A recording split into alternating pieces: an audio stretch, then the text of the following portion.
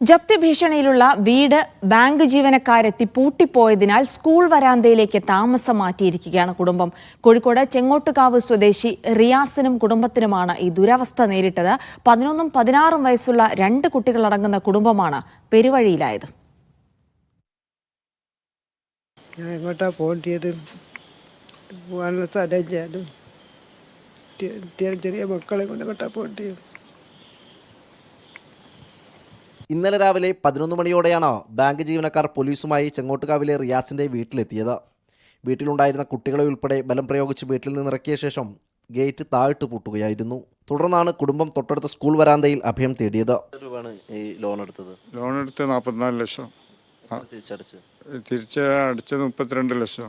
കൊടുക്കാനുള്ള ഇപ്പോൾ ഒരു വലിയ പൈസ ആക്കിയിട്ട് ഉണ്ട്.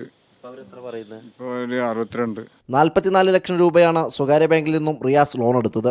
ഇതിൽ 32 ലക്ഷം രൂപ തിരിച്ചടക്കുകയും ചെയ്തു.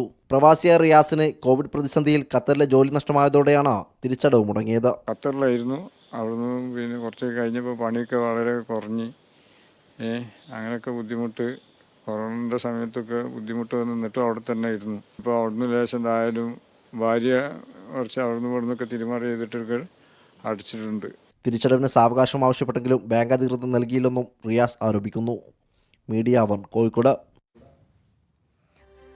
ഇതോടെ ന്യൂസ് മോർണിംഗിന്റെ സമയം ഇവിടെ പൂർണ്ണമാവുകയാണ്. എല്ലാ പ്രിയപ്പെട്ട പ്രേക്ഷകർക്കും ഒരു നല്ല ദിനം ആശംസിക്കുന്നു. വാർത്തകൾ അവസാനിക്കുന്നില്ല. ഇടവേളയ്ക്ക് ശേഷം ന്യൂസ് at 9 കൂടുതൽ വാർത്തകൾ കാണാം. ദിവ്യ ദിവാകരനുണ്ടാകും.